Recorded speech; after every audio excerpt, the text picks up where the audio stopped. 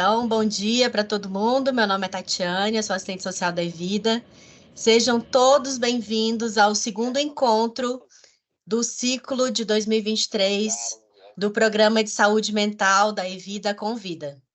Esse programa ele é aberto a todos os beneficiários da operadora, uma vez que a Evida oferece atendimento nacional de psicoterapia na modalidade online, por meio da Conexa Saúde, via Psicologia Viva, e por meio do Instituto Caminhar de Brasília, que é o nosso parceiro, que fica aqui em Brasília, mas que atende todos os beneficiários do Brasil.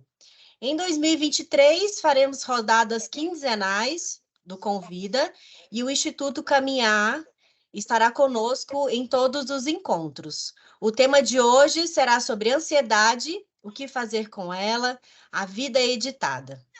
Bom, a gente sabe que a ansiedade é uma resposta emocional natural e adaptativa a situações de estresse, perigo e incerteza. É uma sensação normal que todos experimentam em algum momento da vida.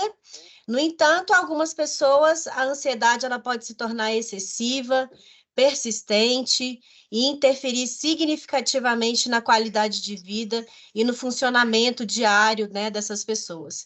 E quando isso acontece, ela pode ser considerada um transtorno de ansiedade, e aí cabe tratamento, cabe auxílio de psicoterapia, de medicamento, e isso tudo a Débora vai falar um pouquinho mais aqui para a gente.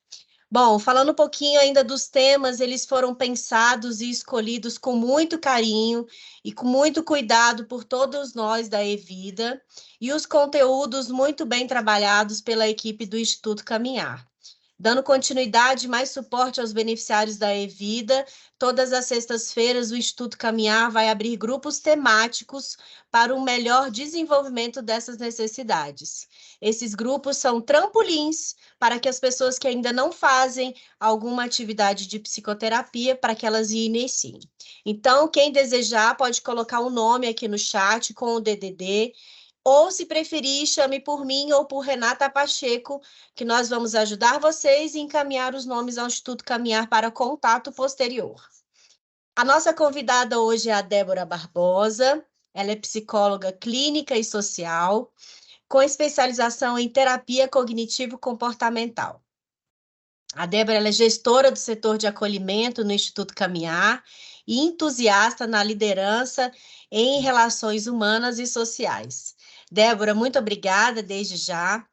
Eu te passo a palavra e peço para que você fale um pouquinho mais para a gente o que é ansiedade e quais são os dados estatísticos no Brasil e no mundo.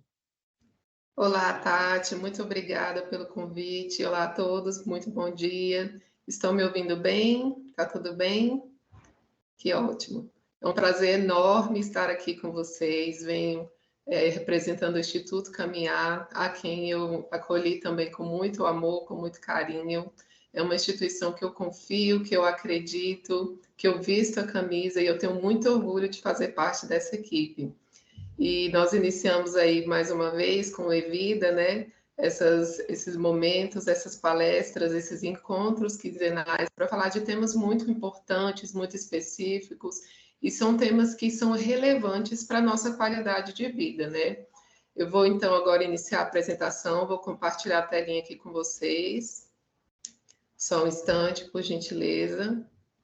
E a ansiedade, né, é um tema que a gente, infelizmente, conversa, é um tema que a gente vivencia, são coisas que são rotineiras no nosso cotidiano e que a gente precisa, então, aprender a lidar com isso, né? A gente precisa enfrentar. Então, é a ansiedade, o que fazer com ela. E aí a gente segue, então, só um minutinho, por favor, deixa eu ver aqui. Entrou direitinho, Tati, aí? Eu não estou vendo a tela. Sim, Débora, tá ok, pode iniciar. Ok, então vamos lá, gente. O que é a ansiedade, né? A Tati já iniciou aí falando que é uma resposta natural do nosso corpo frente a situações de perigo e de ameaça, né? No estado, né, no nível neurobiológico, a ansiedade ela envolve várias áreas do nosso cérebro, como neurotransmissores e sistemas de comunicação entre as células e áreas, né? ela é influenciada por uma combinação complexa de fatores genéticos, neurobiológicos, ambientais e psicológicos. Então, a gente sabe que essa é uma visão geral, né, do que é ansiedade, e é um campo muito vasto de conhecimento e é um campo de muito estudo, né, estudo contínuo. A ansiedade, ela pode ser uma aliada nos mantendo no estado de alerta e prontos para reagir, mas ela também pode ser um obstáculo quando ela está fora de controle, né? Quais são os tipos de ansiedade?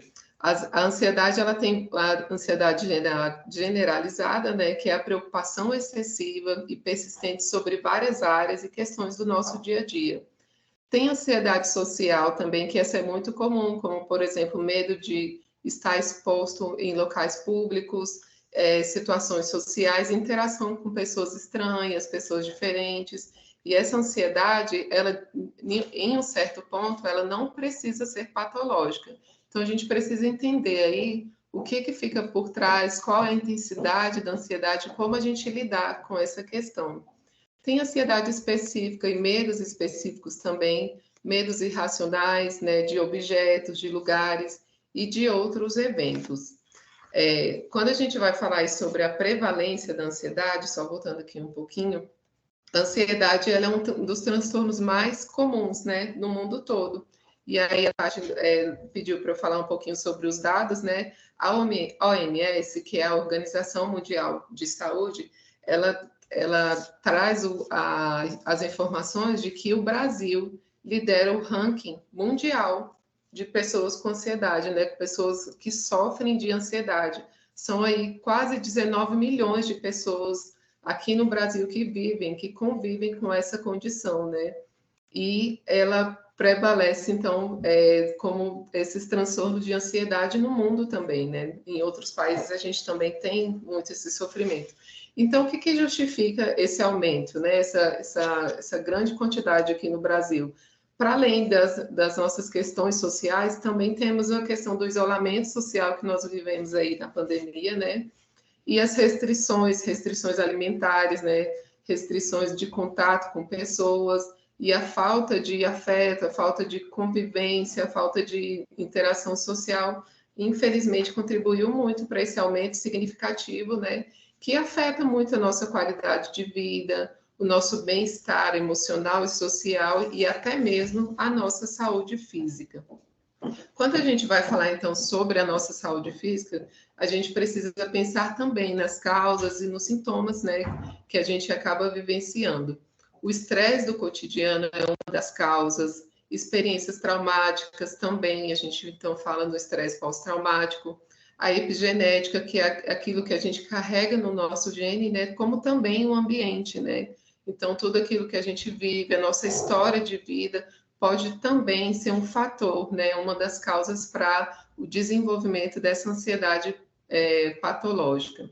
O desequilíbrio químico no cérebro também é uma coisa que a gente precisa considerar. Então, não só essas vivências que a gente tem, como o que a gente traz, né, das nossas ancestralidades, mas também tem os desarranjos também biológicos que a gente acaba vivenciando e que, para isso, a gente precisa, então, de ajuda profissional.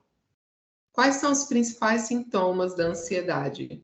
A inquietação, né, que é você ficar muito ansioso, muito agitado, preocupação excessiva, e aqui quando eu falo de preocupação excessiva, também preciso considerar os nossos padrões de pensamento, né, com que recorrência eu penso sobre um assunto, quanto isso me afeta, o quanto isso me prejudica no meu dia a dia.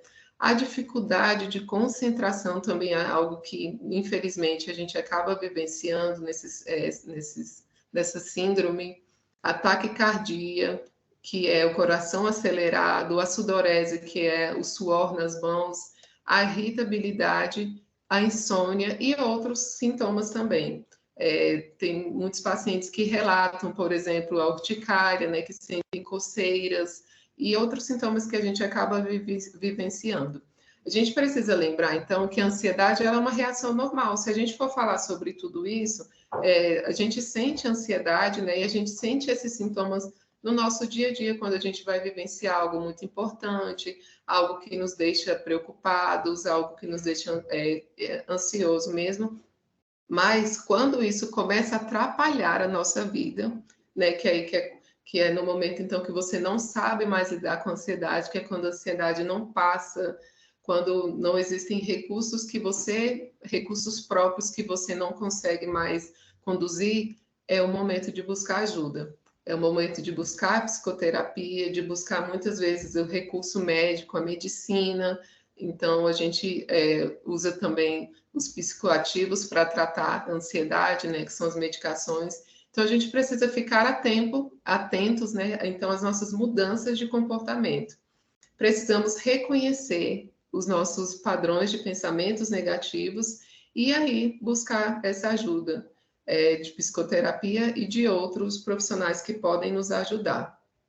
Então, falando um pouquinho sobre essa questão da identificação do pensamento, a gente precisa, então, ter sempre atenção, ficar frequentemente tendo atenção sobre o que a gente pensa, sobre o que a gente sente. E eu vou trazer aqui para vocês alguns exemplos para ficar mais claro, né? Para a gente ter um entendimento melhor sobre o que é essa questão do pensamento ansioso. Por exemplo, eu posso dizer assim, se eu falhar nessa apresentação, a minha carreira está arruinada. Esse é um exemplo de pensamento catastrófico. Não necessariamente a minha carreira vai se arruinar se eu não tiver um bom desempenho. Claro que pode prejudicar a empresa, por exemplo, né, se for esse o contexto, pode prejudicar a minha própria vida, mas não necessariamente eu estarei arruinada, né? Um exemplo de generalização. Todas as vezes que eu falo em público, eu acabo fazendo um papel ridículo. Essa ideia de todas as vezes, sempre, nunca, essa é a questão da generalização, né? Então, a gente precisa ter essa atenção para identificar que esse é um padrão de pensamento disfuncional. Não é todas as vezes, não é sempre ou nunca que acontecem esses tipos de situação. A gente precisa, sim, ter clareza, ter a convicção de que não necessariamente tudo vai dar errado na nossa vida, e não dá, né? A bem da verdade é que não dá.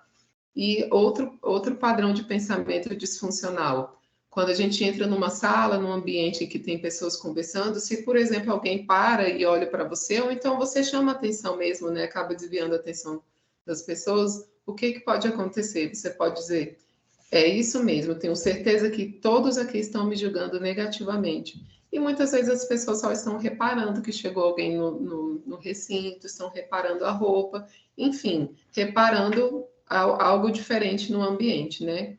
E a gente também precisa pensar, então, sobre a nossa autoconsciência emocional, que é ficar atento às nossas emoções e reações e reconhecer quando a gente está num estado ansioso.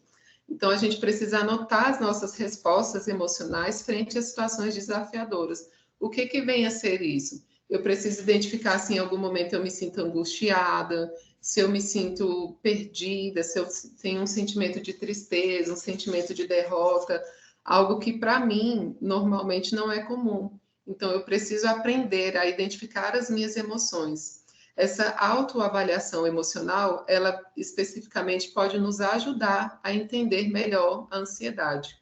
Precisamos pensar também sobre os gatilhos emocionais, que é o que vem a ser o gatilho emocional? São as nossas vivências anteriores, coisas que a gente já passou em algum momento, alguma coisa que a gente já ouviu. Geralmente, se foi uma situação traumática, se foi um momento estressante, todas as vezes que eu me deparo com uma situação mais ou menos parecida, eu acabo tendo esses mesmos sentimentos, né? Então, a gente precisa pensar sobre isso. O senhor Cacheta falou na apresentação anterior com a Elívia, de que todas as vezes que ele tem um exame de faixa, né, ele se sente ansioso. Então, ele já identifica que ele tem um gatilho emocional. O que a gente precisa fazer, então? Nos preparar para lidar com essas situações que a gente acaba enfrentando no nosso dia a dia, né? A identificação do pensamento ansioso, a autoconsciência emocional, elas são ferramentas poderosas e elas podem nos ajudar no enfrentamento da ansiedade. pratique, então, a observação e o questionamento dos pensamentos negativos, que pode nos levar a uma mudança positiva no nosso estar bem emocional. Então, a gente precisa aprender a pensar sobre o que a gente está pensando. O que vem à nossa mente? Será que isso mesmo é real? Será que eu não estou exagerando? Eu não estou generalizando, né? Como eu falei anteriormente. Será que, então, não necessariamente esse fato é assim mesmo? Então, essa é a ideia da identificação do pensamento ansioso. Então, agora a gente vai para um segundo momento, que a gente vai falar sobre as estratégias de enfrentamento, que vem a ser o estabelecimento de rotinas de autocuidado.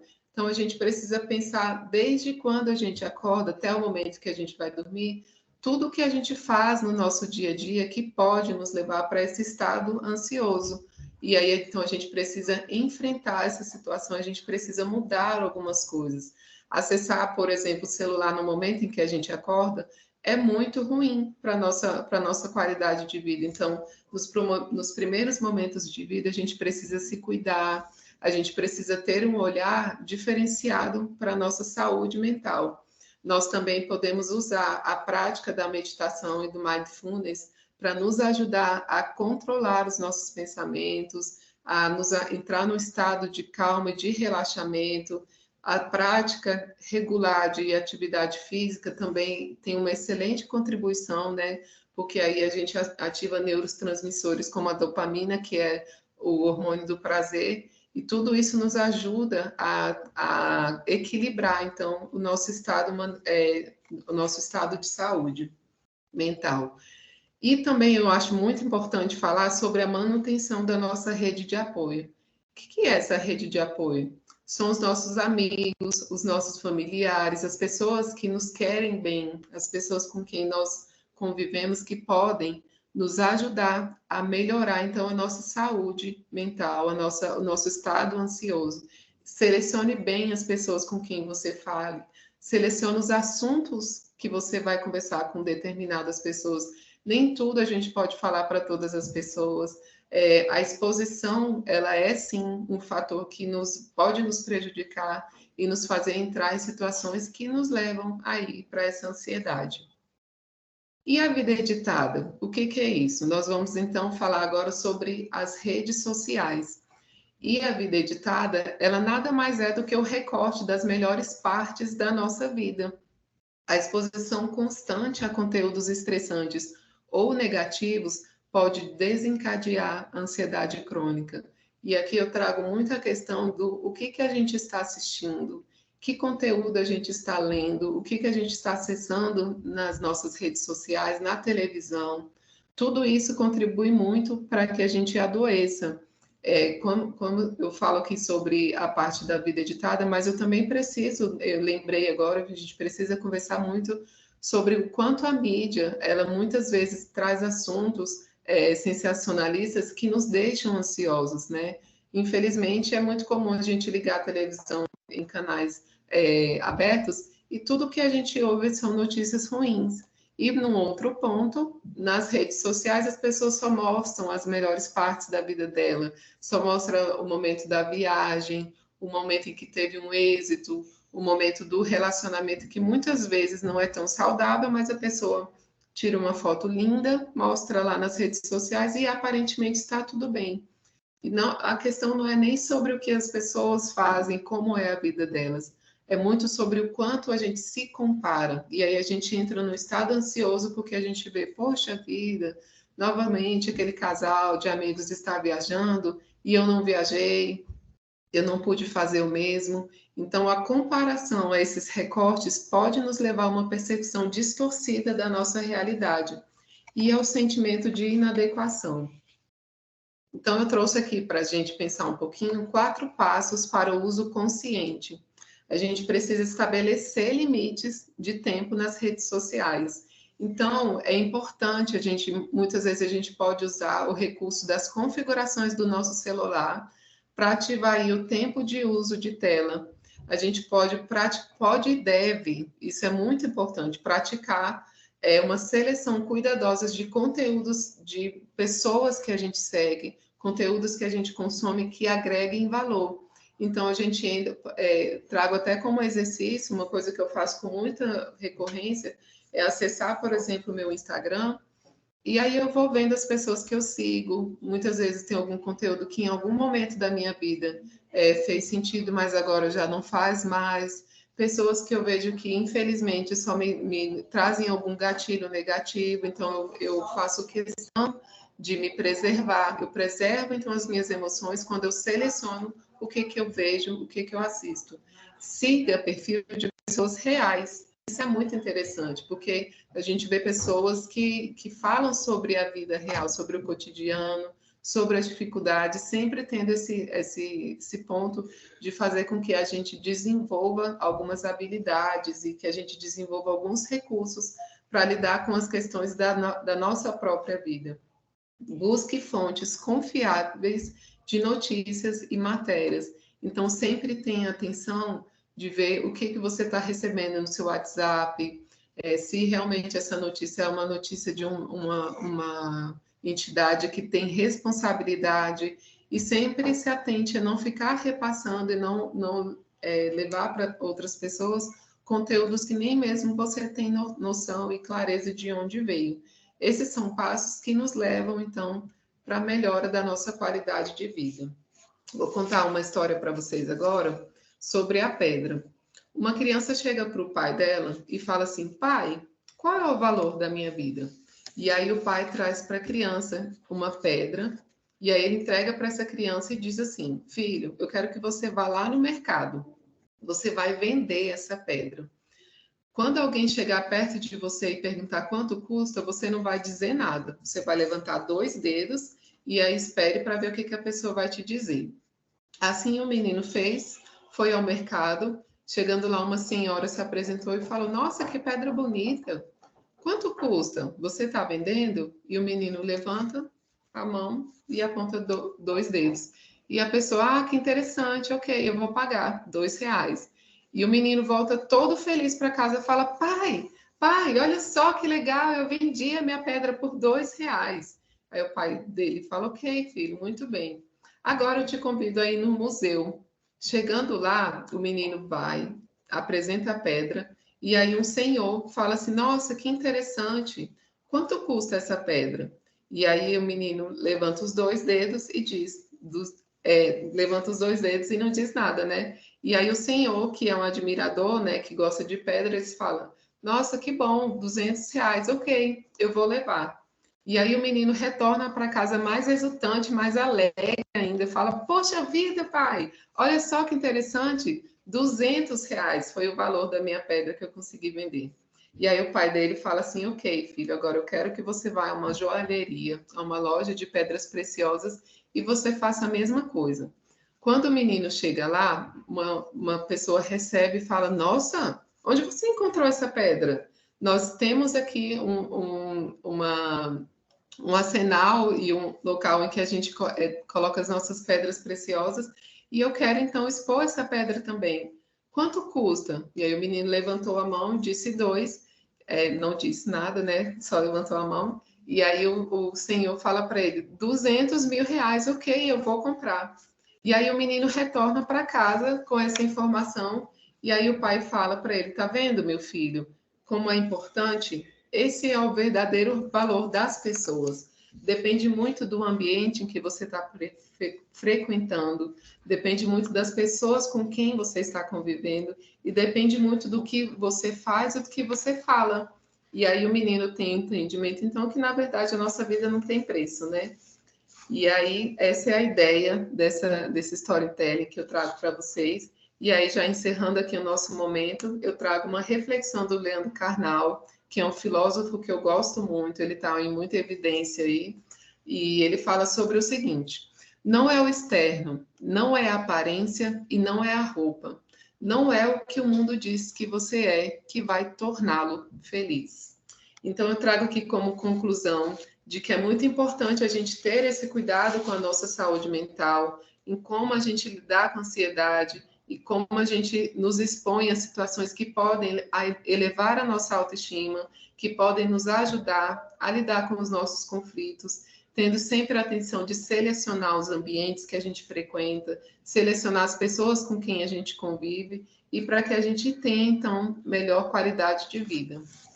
E é isso, gente. Agradeço muito a oportunidade em nome do Instituto Caminhar. Então, a gente segue aqui para o segundo momento e nós ficamos à disposição.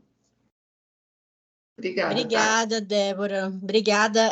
Vou deixar o chat tá aberto também, o áudio, quem quiser fazer algum comentário, quiser fazer alguma pergunta, alguma consideração, dar algum depoimento, tá? Fica à vontade aí. Débora, eu queria que a gente falasse um pouquinho mais a respeito de como as práticas e as terapias alternativas, elas podem ajudar também, né? Nessa questão da ansiedade. Então, assim, a gente sabe, você falou da meditação, né? E tem a yoga também, tem a acupuntura, tem as massagens, né? Tem a aromaterapia, tem reiki, tem a terapia animal, tem a musicoterapia, tem a dança. Então, assim, a gente sabe que isso tudo junto, né? Obviamente, com esse suporte aí de uma psicóloga, de um médico, são estratégias muito boas, né, para debelar aí a ansiedade. Fala um pouquinho para a gente sobre isso, por favor. É isso mesmo, Tati. Eu considero muito que a gente precisa pensar bem o que a gente gosta de fazer. Eu, particularmente, gosto de dançar. Então, todas as vezes que eu estou no estado ansioso, eu danço, vou para frente do espelho, e aí isso me acalma e me faz sentir uma leveza. Eu falei um pouquinho sobre a neurobiologia. É muito importante, então, a gente saber que muitos desses recursos que você trouxe, como, por exemplo, a aromaterapia, a auriculoterapia, a acupuntura, a musicalidade, outros recursos também psicoterapêuticos e terapêuticos contribuem muito para que a gente, então, aumente, então, esses hormônios que fazem com que a gente mantenha um equilíbrio, né, da nossa parte química. Então, é importante pensar bem. Testing é muito interessante, sabe, Tati, você falar sobre essas oportunidades que a gente tem de vários recursos, porque às vezes tem uma coisa que funciona para alguém fala para você, você está ansioso, então vai lá, faz acupuntura, mas aí para você não deu muito certo, então busque o que faz sentido para você. Então, quando a gente intencionalmente busca esse autocuidado, essa manutenção da nossa saúde, a gente tem ganhos não só para o hoje, mas a longo prazo a gente aprende a lidar com a ansiedade, a gente aprende a reconhecer o nosso estado ansioso e faz então aí que a gente melhore a nossa qualidade de vida. Muito interessante, muito bom. Uma outra coisa também, a Laine vai falar, jazinha a Laine abre o microfone, só complementando aqui, que eu acho interessante, né, assim, que a gente vivencia, né, ao longo aí da vida e dentro da própria operadora mesmo, né, pessoas muito ansiosas, e até a própria Elívia falou um pouquinho para a gente em vezes passadas, que a ansiedade, às vezes, ela está sendo meio que banalizada, né? Então, assim, a ansiedade, como você falou, todos nós passamos em algum momento da vida, né? E às vezes até diariamente são aquelas ansiedades normais, naturais, né? Então, assim, saber reconhecer e saber identificar que quando essa ansiedade está fazendo muito mal, é necessário buscar essa ajuda, né? Outra coisa também, Débora, a questão do ground, né? Você podia falar um pouquinho para a gente, assim, do sol, da lua, dessas que são práticas também alternativas, né? De terapias alternativas, mas que ajudam bastante, né? Conectar-se com si mesmo, estar com a natureza. Exatamente. É um recurso muito estratégico, né? Disponível para nós. Eu gosto muito de falar duas coisas muito importantes, Tati. A natureza e a respiração são ferramentas importantes que a gente pode usar como recurso para lidar com a ansiedade. São coisas gratuitas, a gente não precisa pagar para ter acesso, né? E a gente pode fazer a qualquer momento. Eu falei um pouquinho sobre algumas práticas, né? E essa questão de você se expor ao sol só o fato de você, num dia frio, a gente sente isso, né? Quando a gente vai para uma exposição do sol, a gente vê que a nossa pele muda muito. A natureza também faz com que a gente se acalme, faz com que a gente entre no estado de relaxamento, a gente acessa a nossa autoconsciência também através da natureza. E tudo isso a gente pode, sim, fazer com recorrência. É interessante a gente escolher quando eu falei ali um pouquinho sobre, então, o que a gente pode implementar no nosso dia a dia, faça isso, então, intencionalmente, uma caminhada, aí durante essa caminhada faça uma pausa para uma respiração, uma pausa para contemplação. Gente, que coisa mais gostosa, mais interessante é quando a gente faz isso e cuida da gente, que a gente reforça, então, sobre a importância da gente ter esses espaços, de ter essas oportunidades através do que está disponível na Terra e na natureza para a gente. Muito bom. Tá. Lai, você pode falar, por favor? Posso, Débora, obrigada, tá?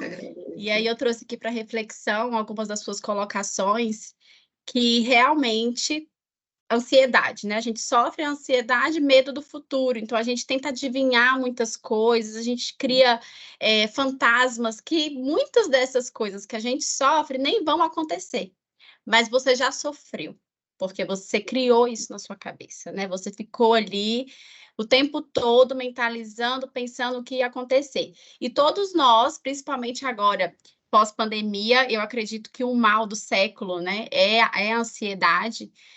Então, as suas dicas aí de autopercepção, eu e a Tati, nós sempre conversamos sobre isso, porque nós acompanhamos muitos beneficiários com essa ansiedade, com síndrome do pânico, e a gente sempre conversa sobre a importância da autopercepção, que foi o que você trouxe hoje para a gente. Se eu já estou me sentindo ansiosa, se eu já estou me sentindo com medo que algo aconteça, o que eu posso fazer para parar aquilo, para diminuir, para minimizar? Porque se eu for atrás de pessoas que são ou ansiosas como eu, ou piores do que eu, para ficar debatendo ali sobre os meus medos, talvez a situação fique mais complicada, porque, né? Então, quem que a gente deve procurar nesses momentos? Por isso a importância de fazer terapia, de conversar com um profissional, né, apto para te ouvir, para te orientar, porque às vezes você vai conversar com um colega do trabalho que está mais ansioso que você, que está numa situação pior que você, e aí vocês dois se afundam, tá? Essa é a realidade. Então, a importância da autopercepção, a importância de saber a quem recorrer, com quem falar, o que falar, porque se a gente acontece um problema na nossa vida, se a gente ficar repetindo aquela mesma situação, você está fazendo aquela situação sobreviver, ela perdurar, ela prolongar. Então, se acontecer um problema comigo de manhã, e aí eu à tarde vou trazer aquele assunto de novo, à noite vou chegar em casa, vou trazer aquele assunto de novo, então eu estou prolongando uma situação ruim na minha vida.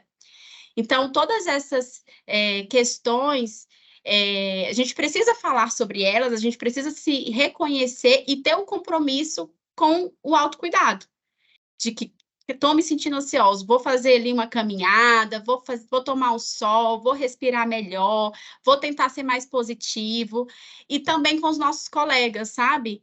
Porque, principalmente agora no retorno, né, a equipe Evida aqui que está retornando para o presencial agora, vamos tentar ser apoio na vida do colega. Então, quando você vê que um colega seu está muito ansioso, está com medo, está assustado, já cria situações, acho que vou ser demitido, acho que estão armando contra mim, eu acho isso, eu acho aquilo. Vamos, ao invés de validar esse comportamento dele, esse medo dele, vamos tentar trazer para ele uma ideia de, não, né, calma, vamos resolver junto, eu vou te ajudar, estou aqui com você. Eu acho que é muito importante a gente trazer esse tema ansiedade para o nosso dia a dia, porque todos nós passamos por isso, né? Ninguém está a salvo, e faz parte da nossa realidade do dia a dia, e tudo vai depender de como a gente vai tratar isso. Então, excelente sua palestra, adorei, foi bem rápido, mas bem objetiva, trouxe a mensagem de reflexão. Então, eu agradeço mais uma vez o Instituto Caminhar. Agradeço também, mais uma vez. Obrigada, Laiane. Débora, a Janaína colocou uma coisa que eu achei interessante a gente falar, que está muito em alta isso também, que é sobre a positividade tóxica, Sim. né? Eu acho que tem muito relação também com as redes sociais, né? Com o Instagram, essa questão do tá sempre muito bem, tá sempre maravilhosamente bem. Você pode fazer alguma consideração para a gente a respeito da positividade tóxica? Sim, é verdade. É muito real isso que ela trouxe, né? Porque foi no momento que a Laiane estava falando sobre a gente aprender, então, a conversar e ter essa positividade na nossa conversa. Aí a Janaína falou, tem também a questão da positividade tóxica, né? Que, na verdade, eu penso muito sobre os extremos. Tudo que é extremista é adoecedor, né? Então, a gente precisa ter essa atenção. Não é possível viver uma vida plenamente, satisfatoriamente feliz o tempo todo. A gente não consegue, né? Por mais que a gente seja intencional com o estado de contemplação, não é possível viver isso. E, infelizmente, nas redes sociais, a gente esbarra muito nessa questão da positividade tóxica, e é algo que a gente precisa, então, repensar. Será que essa pessoa é uma pessoa que faz sentido para mim estar na minha vida? Será que eu me permito influenciar por esses comportamentos? Porque, na verdade, como eu trouxe, é importante a gente seguir pessoas reais, né? Pessoas que falam sobre a dor também, a gente sente dor. Eu acho interessante, Tati, que às vezes os pacientes falam assim, uai, mas você também sente ansiedade? Eu falo, sinto, eu também sofro, né? Isso é real, a gente sente também. E parece, aparentemente, que a vida, né, dependendo de quem está falando e como está falando, é perfeita, e não é. Não é para ser assim, talvez nem faça tanto sentido ter uma vida tão perfeita, porque a gente não sente os desafios do dia a dia, né? E aí a tristeza, ela traz também a alegria simultaneamente. Então é importante a gente ter, sim, esse cuidado, né? E essa manutenção de pensar que nós também entramos em sofrimento psíquico. E com muita recorrência, como a Laiane falou. No nosso dia a dia, a gente se depara com momentos ansiosos e aí a gente precisa pensar, então, o quanto isso me faz sofrer e será que eu não estou entrando no estado de adoecimento? Mas é importante refletir sempre sobre os extremos. É isso mesmo. Eu acho que faltou a gente colocar aqui um ponto, acho que nem todo mundo conhece, mas como a gente tem um representante aqui com a gente hoje, que é o Cacheta, então se o Cacheta puder dar uma palavrinha para a gente, ligar o áudio, ligar o vídeo, porque o Cacheta ele é o responsável pela estimulação neural em Brasília, né? Do grupo Mão Sem Fronteira, que também é um grupo que é parceiro da Evida, né? E que já fez algumas estimulações, algumas sessões de estimulação neural lá na Evida, e que vai voltar na próxima semana, quarta-feira à tarde. Então, Cacheta, eu sei que estou te vendo aí agora, você quer dar uma palavrinha para a gente? Bom dia. Não, achei interessante. Bom dia, gente. Eu achei interessante o que ela falou da ansiedade, e eu acho que é importante a gente trabalhar, porque o que acontece hoje que eu mais sinto? O jovem hoje, a Laiane estava falando, né? Estou voltando para o presencial, mas eu preciso de me inteirar, eu preciso de me harmonizar com o meu colega, né? Porque a juventude hoje ela não pede ajuda. E, às vezes, a gente tem que pedir ajuda. E a gente tem que trabalhar a autocompaixão com a gente, né? E as terapias alternativas estão aí. A estimulação neural está presente no Evida sempre, né? Então, a partir de quarta-feira, das 14h30 às 16 vão estar mais ou menos 4 pessoas atendendo. Agora, as pessoas também precisam de tirar o tempo da mesa de trabalho e ir receber a estimulação neural. Ela precisa de querer também, né? Então, a gente, com Mão Sem Fronteira, com a estimulação neural, estamos presentes para ajudar as pessoas a se harmonizarem, principalmente no trabalho, principalmente nessa fase de voltar o presencial. Porra, eu não estou acostumado com isso. Eu estou de short, agora vou ter que calçar calça, botar sapato, percebe? Então, é muito diferente isso. Então, para as pessoas conviverem isso, olhar para a cara do outro assim, eu acho que tem que ter essa harmonia. E a gente está aí para ajudar.